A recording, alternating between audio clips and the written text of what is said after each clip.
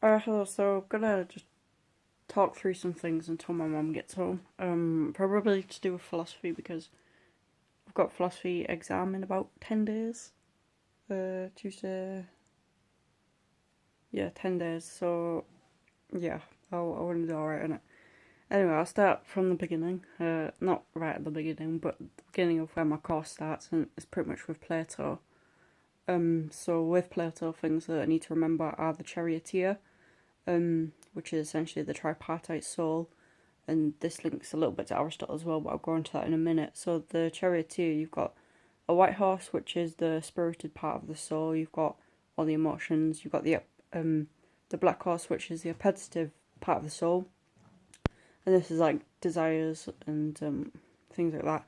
And then you've got the charioteer, which is representative of the rational mind, or yeah, so the rational mind. So that's how Plato perceived the soul. Um, and you basically both of the white horse and the black horse might be pulling off in different directions, and you've got to use the rational mind in order to keep those in check. So you can't just let your bodily desires such as hunger or sex drive get in the way of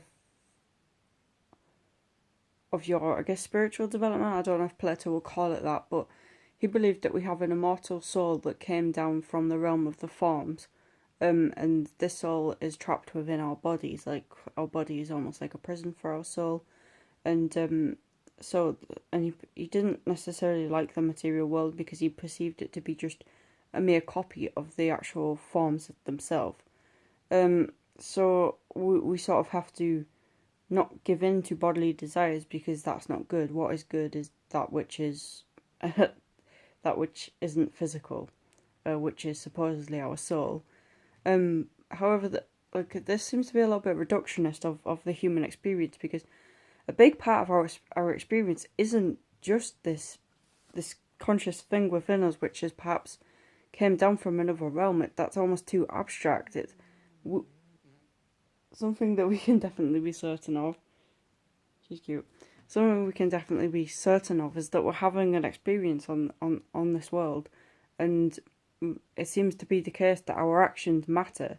The things that we do with our bodies matter, and that's what's happening here and now. So perhaps Plato doesn't put enough emphasis on the reality of the material world, and he's more focused on what's happening, or he's more focused on a reality that he can't even really prove. Plato was interested in politics. He said that he said that philosophers should rule the world in like a form of dictatorship because philosophers look have the ability to look ahead into the future and think things through, and they know what's best for everybody. So I guess he's opposed to democracy, which is essentially what the masses want, which is probably more of a utilitarian type of idea.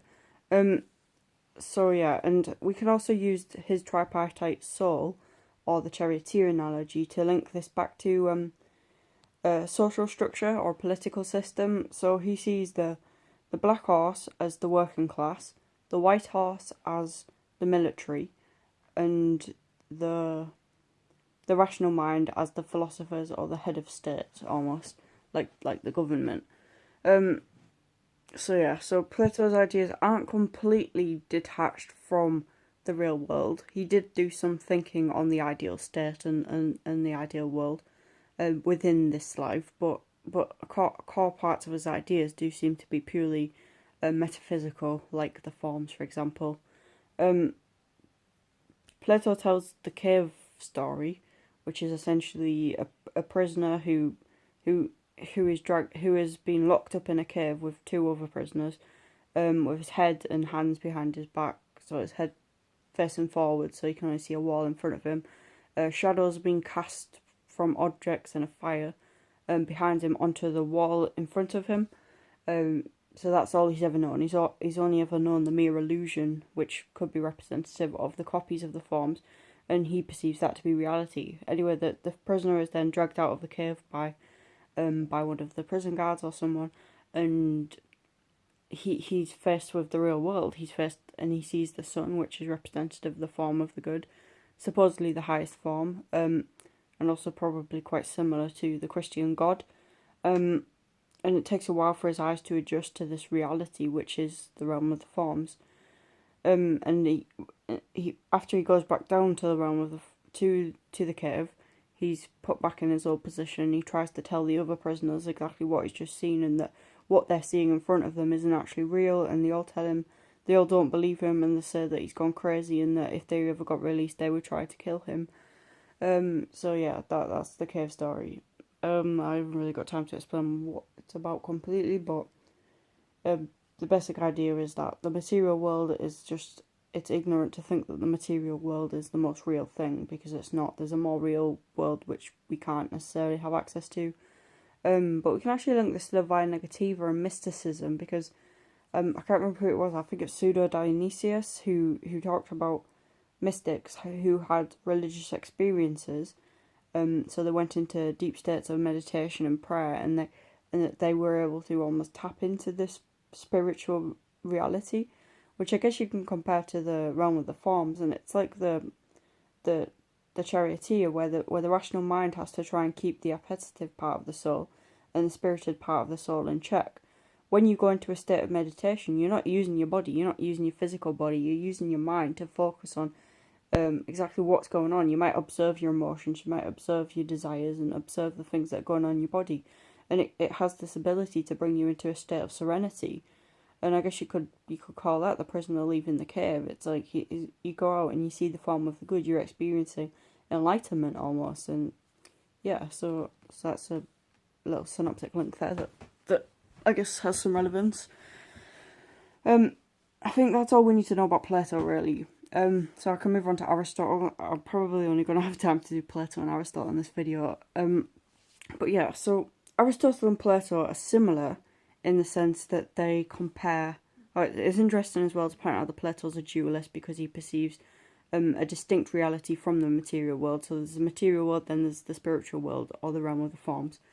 Right, so Aristotle and Plato are similar because they perceive reason to be the defining characteristic which distinguishes humans from animals. Okay, so Aristotle also has an idea of a tripartite soul. And at the bottom of this, we've got the vegetative soul, which we all have. We have the ability to grow. And that's pretty much it. But this is most commonly applied to plants, vegetables, fruit. And then you go up a level, and you've got the locomotive, which is animals. Animals. This is synonymous with the beliefs about animals in Plato and Aristotle's day. But animals basically have the ability to move around, but they don't have the ability to think and reason like humans do. And this is comparable to Plato's appetitive soul as well. So it's like animals have bodily desires and things like that, and they might just act on instinct. But a level above that, you've got the human soul, which is the highest level, and the human is distinct because humans can reason, and animals can't do this. Although I don't know, I don't want to make any big claims about what animals can and can't do, but this is what Aristotle believed at the time, and Plato. Okay, so we've got that. What else did Aristotle say? Okay, Aristotle said, well, what he did was he said that there's four causes in the world, and these four causes are basically that which makes up the world. But it's almost like an abstracted metaphysic of something which is happening within reality. So I'll go through the four causes real quick, and then I've only got like 4 minutes of recording left, but I'll go through the four causes real quick, and then I'll just develop from there. So the first cause is the material cause. So that is the material world. That is the matter which makes up reality. This is a necessary cause, because without it there would be nothing. And we can link this to, I think Thomas Hobbes, a quote, who said that which is not matter is nothing and hence nowhere. So yeah, it's like a materialist view that which isn't made of matter doesn't exist at all. And Aristotle actually a materialist as well, so he believed that the material world is the most real world. However, it's debatable as to whether he's a dualist, because he did suggest that perhaps the soul has the ability, or the rational mind has the ability to live on after death, and that's perhaps due to the complexity of the mind, and yeah. Anyway, so the first cause is the material cause. The second cause is the efficient cause, I think. Yeah. So the efficient cause is that which it transforms matter into a formation, which closely links to the third cause, which is the formal cause, and that's the shape of things. But in order to get matter, so the material cause, into the formal cause, which is the shape, you have to have some sort of being or entity which causes that to happen. So this is, and we can link this to Aristotle's prime mover. He postulates that there must be a prime mover which sort of brought everything into existence, but this isn't like, Aristotle didn't see this as like a form of a domino effect. So it's not like the prime mover hit one thing off, got one thing moving, and then that got another thing moving, then that got another thing. It was like a simultaneous movement of everything in reality. And I think Aristotle actually believes that the prime mover is still prevalent in the universe right now, and it's still causing everything to carry on moving. So I guess you could say, well, the sun's at the centre of the universe, the sun is the centre of gravity, the sun causes everything to, all the planets and stars to move around it and keeps things in orbit. So I guess you could compare that to Aristotle's prime mover or something like that, even though the sun didn't necessarily start the universe, but debatably it did, because it is essentially our energy source and it is what keeps things going on the planet and in the universe. So that's, I guess, an interesting comparison to make. So the efficient cause is the agent which moves matter. It's the unmoved mover, the uncaused cause. And we link that to the cosmological argument and Aquinas. Anyway, so the most contentious one is Aristotle believes that everything has a purpose. Now this he called the final cause. Now, the first three causes, so material, efficient, and formal, it doesn't seem to be the case that the world can be the way it is without having those causes. Like all of those need to be prevalent in order for things to actually exist, especially the material cause. But then what good is matter without form? And this links to Plato's ideas of the form as well, of the forms, but Aristotle believed that form only existed in matter, whereas Plato believed that the form was like the essence of something. Like you could abstract out the form and that form was existent in some sort of transcendent reality, but Aristotle didn't believe that because he was an empiricist and a materialist. But the final cause is the idea that everything has a purpose, and so this purpose is debatable, because it could be the case that purpose isn't necessarily inherent to matter or isn't inherent to the objective world, rather it's something that we assign to things as human beings. And also we can use things out of the context of their intended purpose. For example, a table. We can step onto a table and use it as a ladder. We could paint on a table and use it as a canvas. But Aristotle said that things that are used out of the context of their intended purpose is bad. That's immoral. And this led Aquinas to develop his theory on natural law, which we link to sexual ethics in our philosophy lesson at college. And so sex was intended for procreation, therefore that's what it should be used for. Using it for any other purpose is bad.